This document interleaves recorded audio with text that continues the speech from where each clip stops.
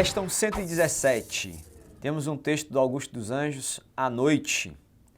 E o enunciado traz o seguinte: a poética do paraibano, Augusto dos Anjos, é marcada por traços únicos que inserem no contexto do pré-modernismo. O fato de situar-se nessa fase considerada transitória pela crítica deve-se principalmente por. Então perceba que Augusto dos Anjos, na leitura do texto e na sua obra, temos aí ele traz um equilíbrio entre o tradicionalismo, entre aspecto tradicional, formal, tendo em vista a escolha, né, do soneto, enfim, especial, que tem uma rigidez métrica, ao mesmo tempo em que ele inova com a temática. A temática dele traz uma inovação aí nesse contexto poético. Então eu tenho um equilíbrio entre esses aspectos que o enquadram dentro dessa perspectiva pré-modernista. Dessa forma eu tenho aqui o fato de situar-se nessa fase, considerada transitória pela crítica, deve-se principalmente por ter estabelecido um equilíbrio entre o formalismo de seus sonetos, com métrica rígida, rimas ricas, linguajar erudito, e temas mórbidos, que por serem absurdos para a poesia, são tidos como inovadores. Portanto, resposta correta, item C. Temos então aqui uma imagem, Augusto de Campos, uma imagem do concretismo. Temos a imagem anterior, enquadra-se na poesia concreta de Augusto dos Anjos, Código. Assume um viés metalinguístico por meio de seu título, em relação a. Então perceba que o concretismo ele buscou esse aproveitamento de conceitos imagéticos, fazendo uma relação, estabelecendo aí no caso uma relação também com as possibilidades semânticas e sonoras, gerando também possibilidades interpretativas ao texto.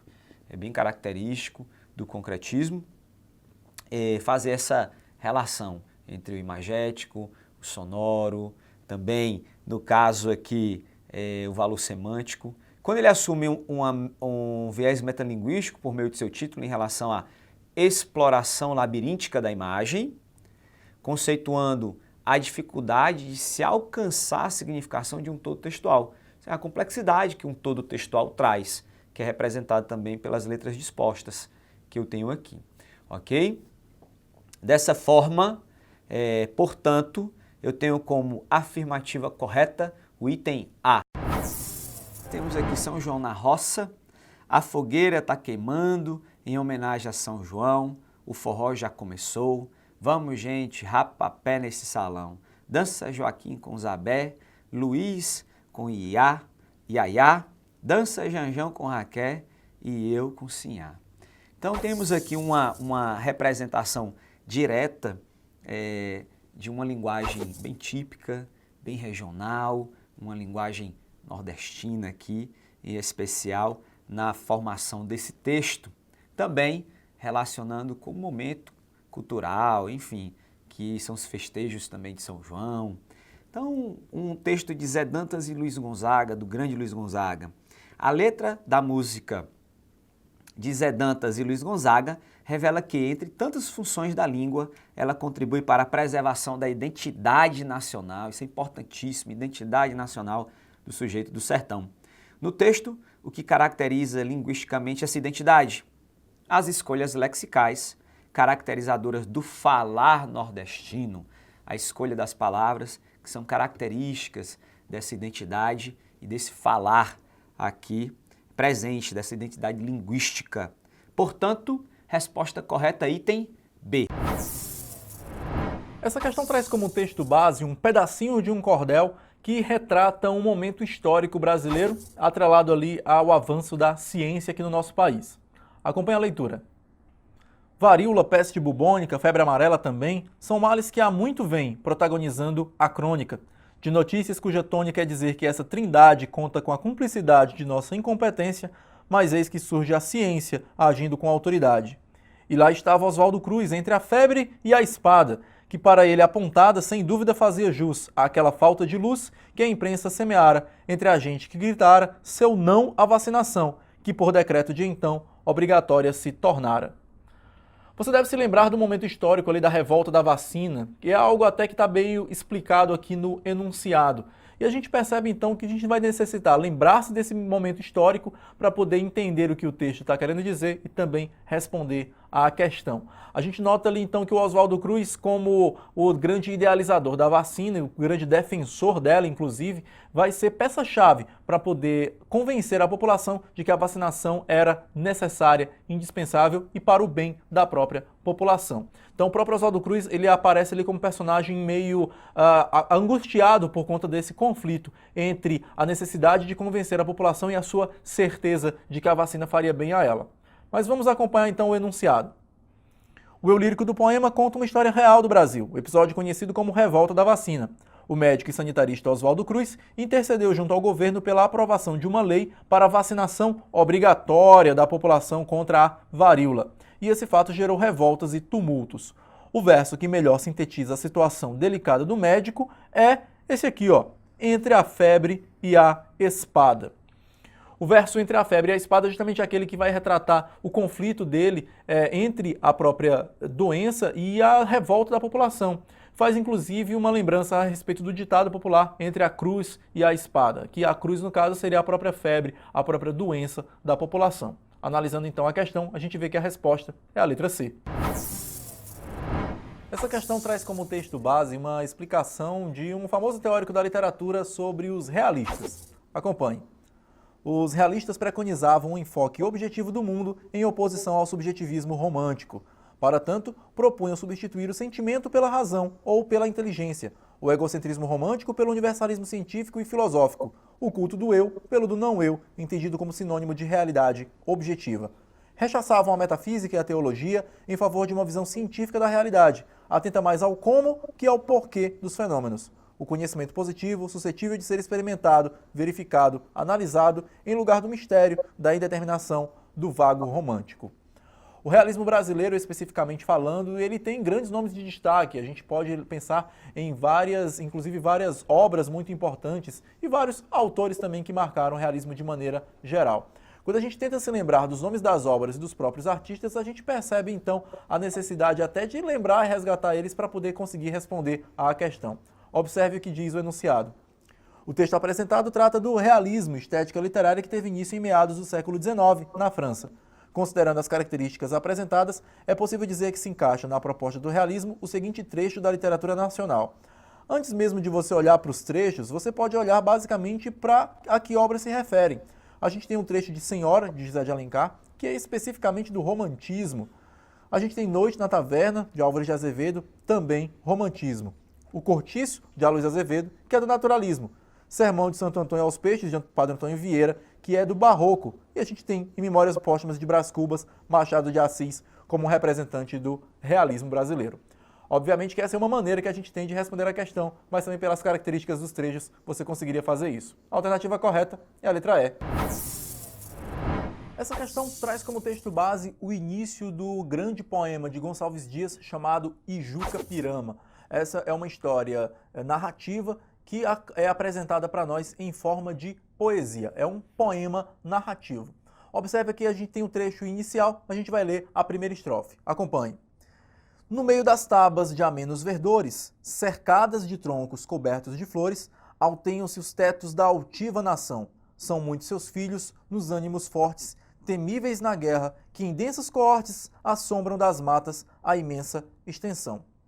Quando a gente começa a observar e tentar analisar o texto do Ijuca Pirama, a gente vê aqui que ele está descrevendo essa altiva nação, é a tribo dos Timbiras. Mas você nota que a maneira romantizada, e aí sim, típica do romantismo, como o Gonçalves Dias apresenta, não só a natureza, mas também os Timbiras aqui de maneira generalizante. Ele acaba colocando tanto a natureza como essa tribo de uma forma pintada aqui, de uma forma muito mais eloquente, uma forma assim muito mais exaltando tanto a natureza quanto os Timbiras. Observe mais uma vez o texto. A gente fala aqui, por exemplo, que tem os amenos verdores, essa altiva nação são muitos os seus filhos, né, que vão assombrar essas matas que são de imensa extensão. Então eu estou descrevendo aqui tanto a natureza quanto os próprios Timbiras que são ditos aqui na estrofe seguinte.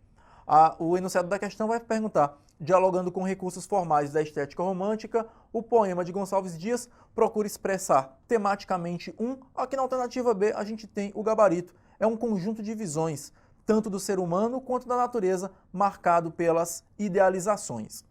Essa é uma temática típica do romantismo, na verdade é algo que é comum nesse período, principalmente na primeira fase, que está ali a fase mais indianista, no caso do romantismo aqui no Brasil. Idealiza-se demais a natureza, idealiza-se demais os indígenas e se colocam ali de maneira até um pouco exagerada em alguns casos. Obviamente, tudo isso com muita beleza, muita subjetividade, típicas do romantismo. Portanto, a alternativa correta nessa questão é a letra B. Essa questão traz como texto base um dos poetas mais importantes da primeira fase do modernismo brasileiro, Mário de Andrade. Um poema dele que vale a pena a leitura. Acompanhe. O poeta come amendoim. Noites pesadas de cheiros e calores amontoados, foi o sol que por todo o sítio imenso do Brasil andou marcando de moreno os brasileiros. Estou pensando nos tempos de antes de eu nascer. A noite era para descansar as gargalhadas brancas dos mulatos. Silêncio, o imperador medita os seus versinhos. Os caramurus conspiram na sombra das mangueiras ovais. Só o murmurejo dos creme-deus padre irmanava os homens de meu país.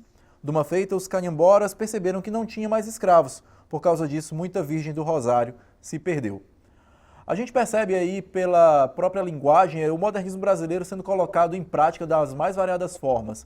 A gente tem uma temática que volta à ideia dos indígenas, o próprio povo brasileiro. A gente tem um poema que não tem rima, que não tem metrificação. Então é bem típico do modernismo brasileiro mesmo, bem característico de Mário de Andrade. Agora observe a questão. No poema anterior, Mário de Andrade sintetiza preceitos estéticos da geração modernista de 1922, tais como, vamos ver cada uma das alternativas. Irreverência e purismo formal, irreverência sim, mas purismo formal, jamais, não há forma pura aqui naquele poema. Ufanismo, que é o sonho, talvez, e valorização da forma, jamais. Tradicionalismo, com certeza não. Preciosismo vocabular, muito menos. Informalidade da linguagem, sem dúvida há, mas rima preciosa não há. O que há de fato é o verso livre e a valorização da cultura nacional.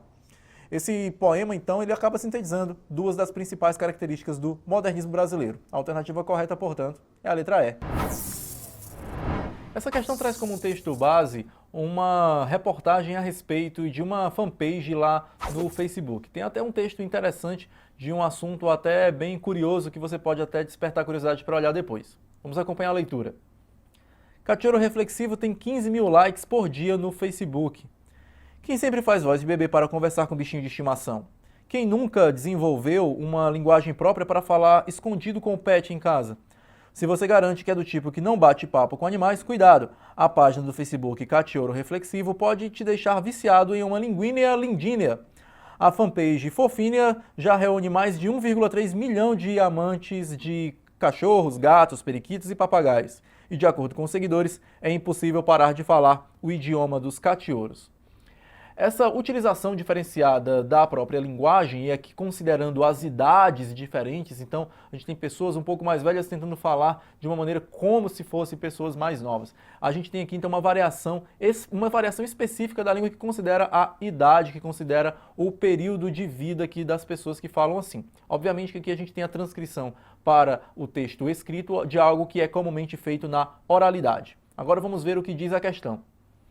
Existem diversos tipos de variações linguísticas. Com relação à linguagem criada pela fanpage Cachorro Reflexivo, pode-se dizer que se trata de uma variação. Aí a gente tem aqui algumas nomenclaturas: diamésica, diafásica, diatópica, diastrática, diacrônica. Por mais que você não se lembre o significado de cada uma dessas palavras, pelo restante da explicação você pode deduzir. Então a gente tem aqui na alternativa B, diafásica, por ser relacionada ao estilo, no caso um estilo infantilizado. Essa explicação a respeito do tipo de variação pode ajudar você a responder a questão, mas também a gente considera aí a diafásica por conta das fases diferentes da idade. A alternativa correta, portanto, só pode ser a letra B. Essa questão vai trazer como texto base um pequeno trecho de um cordel do nordestino e excelente poeta Patativa do Assaré. Observe aí o que diz o trecho do texto. Ao leitor. Leitor, caro amigo, te juro não nego, meu livro te entrego bastante acanhado. Por isso te aviso, me escute o que digo, leitor, caro amigo, não leia enganado.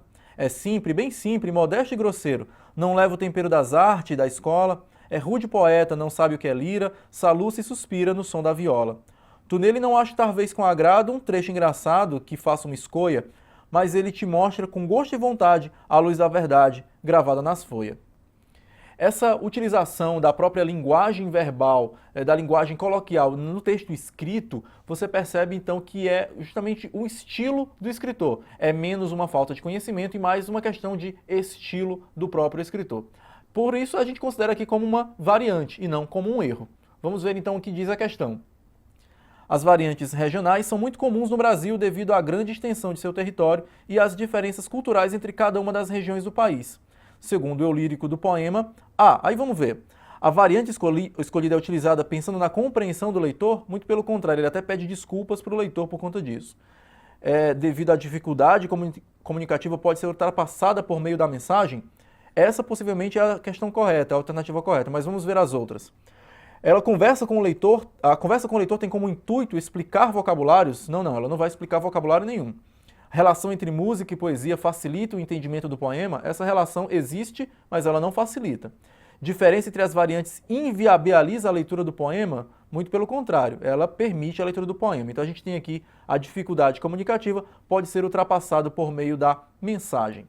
Quando a gente volta lá no texto e observa que o próprio artista, no seu eu lírico, está se preocupando em dizer para o leitor que ele se preocupe menos com a maneira como foi escrito, já que não tem arte, não tem escola, você nota então a preocupação dele mais em querer mostrar a própria mensagem que o poema tem a passar. Então a alternativa correta aqui é a letra B. Temos aqui o texto Pneumotórax, texto da obra Libertinagem, de Manuel Bandeira. E interessante que a poesia de Manuel Bandeira aqui vai romper o tradicional e vai se aproximar da prosa. E justamente é o enunciado da nossa questão. A poesia de Manuel Bandeira rompe com a lírica tradicional e se aproxima da prosa, porque vai apresentar aqui elementos próprios do universo narrativo, já que nós temos uma proximidade dessa poesia, né, que rompe esse tradicional, aproximando da prosa. O que vai caracterizar são elementos da própria narrativa. Apresenta então travessão, elementos próprios do universo narrativo, apresenta o tempo, o espaço e os personagens, se você fizer uma leitura desse texto, que é bem interessante. Então temos aqui essa perspectiva dos elementos aqui narrativos, aquilo que vai aproximar da prosa, né, e desse universo de leitura. Então, apresenta a travessão, elementos próprios do universo narrativo como tempo, espaço e personagem. Portanto, resposta correta, item E. Essa questão traz um texto base, que na verdade é um trecho de um texto do Alcântara Machado chamado Gaetaninho. Vamos acompanhar a leitura do trecho. Xi Gaetaninho, como é bom! Gaetaninho ficou banzando bem no meio da rua. O Ford quase o derrubou e ele não viu o Ford. O carroceiro disse um palavrão e ele não ouviu o palavrão. Ei, Gaetaninho, vem pra dentro. Grito materno sim, até filho surdo escuta. Virou o rosto tão feio de sardento, viu a mãe e subiu o chinelo. Súbito. Foi-se chegando devagarinho, devagarinho, fazendo beicinho, estudando o terreno. Diante da mãe do chinelo, parou. Balançou o corpo, recurso de campeão de futebol. Fingiu tomar a direita, mas deu meia volta instantânea e varou pela esquerda, porta dentro. Eita salame de mestre. Ali na Rua Oriente, a ralé, quando muito andava de bonde, de automóvel ou carro, só mesmo em dia de enterro ou de casamento. Por isso mesmo o sonho de Gaetaninho era de realização muito difícil. Um sonho. Quando a gente observa, então, as características do texto, algumas coisas valem a pena ser realçadas e retratadas. Primeiramente, a questão das frases muito curtas. Você percebe aqui muitos pontos ao longo da narrativa, mas mesmo assim a história vai evoluindo. Mas cada uma das frases ela é parada por um ponto, em vez de parar, por exemplo, com o uso de vírgula ou mesmo do ponto e vírgula. Cada uma dessas frases muito curta, muito rápida, e elas acabam dando uma dinamicidade um pouco maior. Além disso, você percebe a utilização da linguagem coloquial não somente na fala das personagens, mas também na fala do narrador. Logo no primeiro parágrafo, a gente vê o narrador falando banzando, por exemplo, um verbo que é típico da linguagem oral. Essa linguagem entrecortada que a gente falou é chamada de linguagem telegráfica, justamente porque lembra o telégrafo, lembra o telegrama, que eram para ser mensagens bem curtinhas, muito rápidas, justamente porque cada caractere ali do telegrama custava mais caro, então as mensagens tinham que ser rápidas e curtas. Observe então o enunciado da questão. O conto de Alcântara Machado filia-se ao modernismo por apresentar como procedimentos de construção do texto literário, e aqui na alternativa correta diz uma narrativa telegráfica e um vocabulário prosaico. O vocabulário prosaico é porque é típico da prosa, é típico da fala, isso que aparece também na voz do narrador. Então, tanto a narrativa telegráfica, curtinha ali, frases curtas, como esse vocabulário mais ligado à oralidade. A alternativa correta, portanto, letra B. Para responder a essa questão, se você já tinha conhecimento básico aprofundado a respeito do pré-modernismo, você não teria dificuldade. Mas se você não tinha esse conhecimento básico aprofundado a respeito do pré-modernismo, a própria questão já traz uma explicação muito boa, que inclusive no texto base já tem um pedacinho ali da resposta, bastava você saber interpretar. Observe o texto base. O período literário conhecido como pré-modernismo situa-se aproximadamente nas 2 primeiras décadas do século XX, precedendo o movimento modernista de 1922. Na verdade, o pré-modernismo não corresponde a uma escola literária, mas sim a um confluir de escritores que, não correspondendo a nenhuma das estéticas de fins do século XIX, tiveram uma produção de impacto, apresentando novas vertentes estilísticas e ou temáticas em nossa literatura. Entre os principais autores desse período estão Lima Barreto, João do Rio, Augusto dos Anjos, Euclides da Cunha e Monteiro Lobato. Assim, quando a gente olha para o enunciado e percebe que existe ali então uma pergunta a respeito do pré-modernismo, o próprio texto base já nos traz a resposta, ou o seu conhecimento a respeito do pré-modernismo também pode trazer essa resposta. Observe o enunciado. Na literatura, o pré-modernismo divergiu de outros movimentos porque a resposta está aqui. O pré-modernismo adiantou alguns aspectos que caracterizaram posteriormente os modernistas, embora não se configure como escola literária. Como você bem sabe e como o próprio texto diz, o pré-modernismo não é uma escola literária, ele apenas prenuncia algumas características do modernismo que veio logo depois. A alternativa correta, portanto, é a letra E. Essa questão traz como texto base um pedaço de um texto de uma revista a qual você precisa ficar atento para poder se lembrar qual é o público-alvo dessa revista. Não somente pelo conhecimento que você tem dela, mas também que você pode ter dela, mas também pelo conhecimento que você pode adquirir por meio da linguagem utilizada no texto. Na verdade, é a dedução que você pode ter a respeito dessa linguagem. Observe. Uma amiga me ligou com um tom de voz de "lá vem bomba" e me chamou para tomar um café. Assim que nos encontramos, ela soltou. Tinha traído o namorado e não sabia se contava ou não para ele.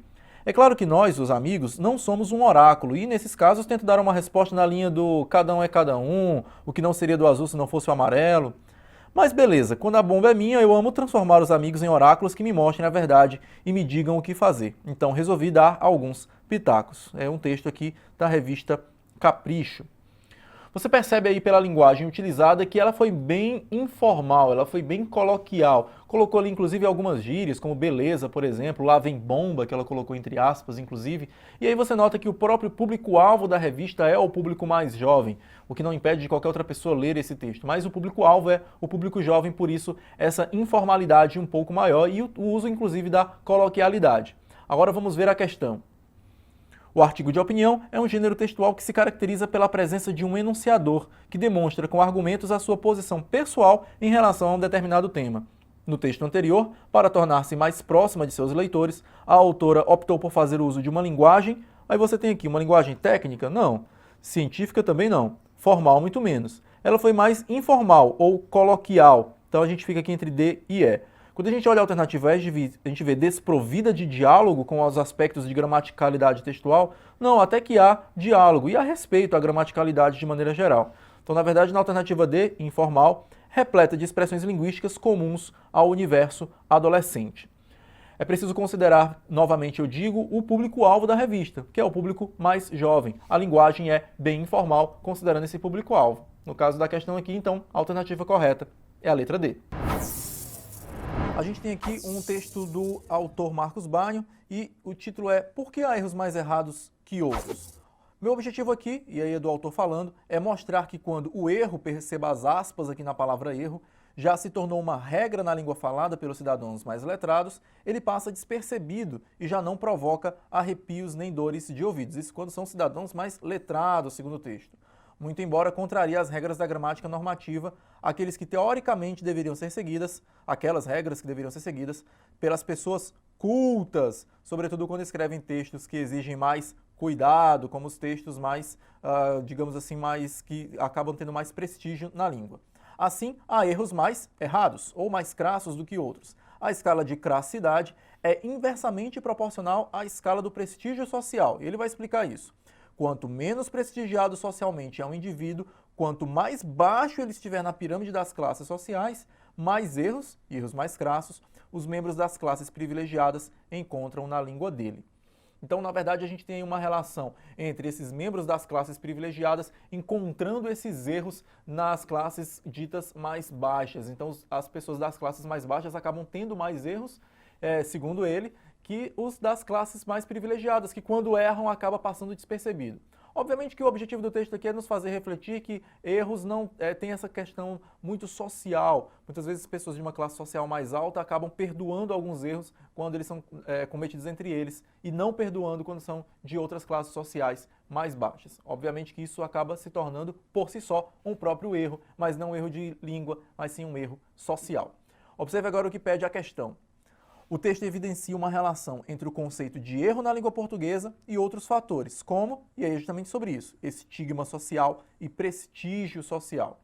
Esse prestígio social e esse estigma da sociedade justamente é o que vão delimitar o que pode ser um erro perdoável, quando ele é da classe mais privilegiada, e o que não pode ser perdoado quando ele é da classe mais baixa. Como eu falei, obviamente a reflexão do texto é para mostrar como isso é até um pouco de hipocrisia por parte das pessoas. A alternativa correta, no caso, é a letra C.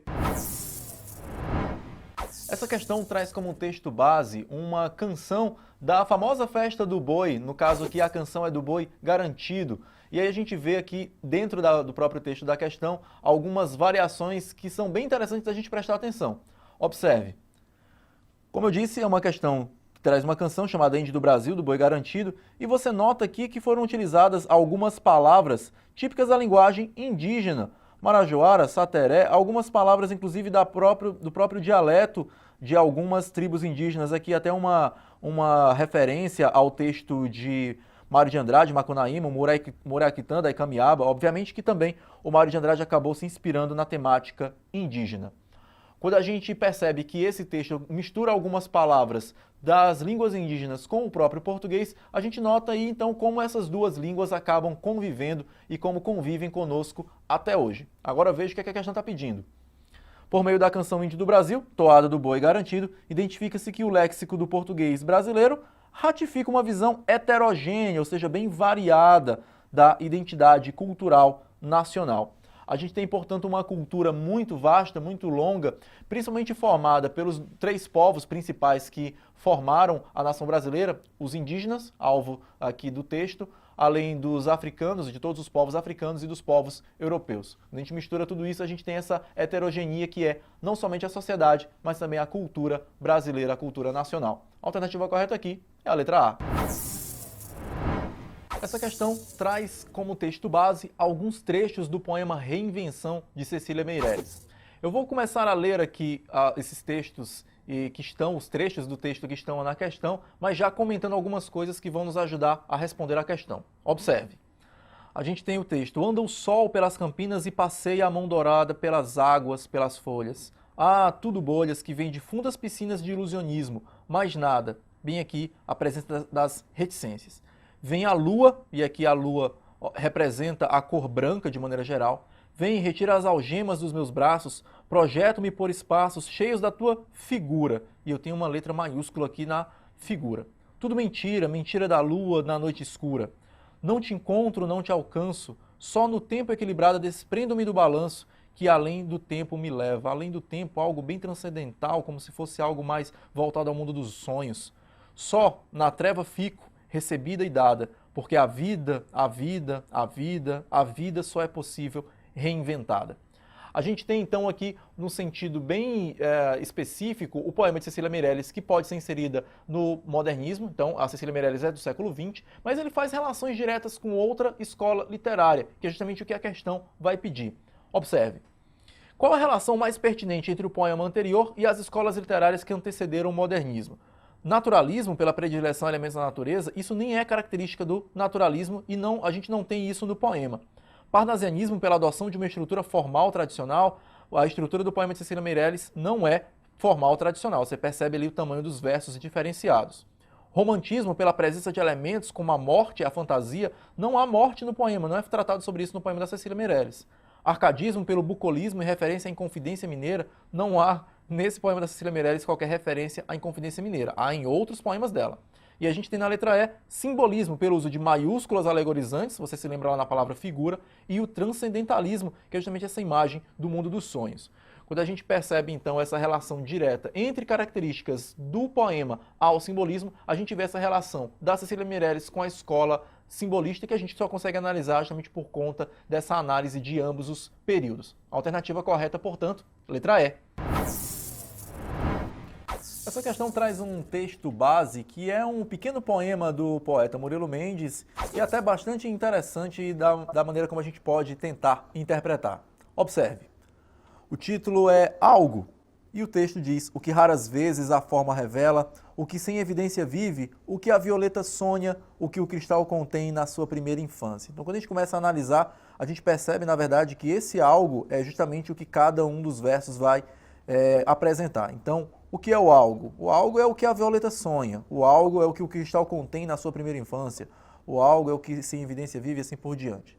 Então, na verdade, a gente tem aí uma análise, uma metáfora que se completa aí entre o que está dizendo no título e cada um dos versos, da maneira como eles vão ali se completando, se inteirando. E é justamente sobre isso que tanto o enunciado quanto a alternativa correta vão falar. Observe. O poema como um todo apresenta uma metáfora principal, que gira em torno do... A gente tem, vamos olhar cada uma das alternativas. Em torno da relação entre forma e conteúdo da poesia modernista, não, na verdade, a forma aqui é levada menos em consideração. O aspecto temporal, ligando elementos do passado e do presente, não, na verdade, nem se fala muito de tempo no texto. Repetição de palavras para aprofundamento do efeito poético, não há repetição de nenhuma palavra, não com esse sentido. Relação entre os elementos naturais, como violeta e cristal, a metáfora não está estabelecida por conta disso, não. Na verdade, é por conta do elemento ausente nos versos que se completa no título. Como você percebeu, essa metáfora está lá. Algo é cada uma das coisas que está lá descrita em cada um dos versos. A alternativa correta, portanto, é a letra E. Essa questão traz um texto base que, na verdade, é um trecho de um romance do Fernando Bonassi chamado Luxúria. Por mais que você precise ler todo o texto, esse trecho que está aqui, para poder responder a questão, até mesmo para você ter um panorama melhor, uma visão melhor a respeito da questão, é possível responder a questão com base em apenas um trecho desse texto. Observe o texto que vai ser lido aqui. Esse pedaço aqui, logo no primeiro parágrafo. Não havia industrialização e não se financiavam veículos importados novos, de forma que os motoristas procuravam conservar o melhor possível aquilo que tinham e que era, na maioria das vezes, obtido com sacrifício em filas, 25% de ágio e propinas. Você já percebe, então, que existe uma descrição a respeito de um grupo de operários, um grupo de empregados de alguma fábrica ou de alguma indústria, e que esses empregados tinham grande dificuldade de adquirir alguns bens que eram um pouco mais caros, por conta justamente dos juros, das propinas. Então, eles procuravam, inclusive, conservar esses bens para que eles não precisassem renovar e comprar outra coisa. Na verdade, quando você entende, então, que é uma questão de interpretação de texto, esse trecho que foi lido é justamente o foco que vai lhe ajudar a responder a questão. Observe o enunciado. Ao analisar o trecho do romance contemporâneo Luxúria, de Fernando Bonassi, percebe-se que o autor, a alternativa correta vai dizer justamente sobre aquele trecho. Revela a dificuldade enfrentada pelas classes populares para adquirir bens de valores elevados.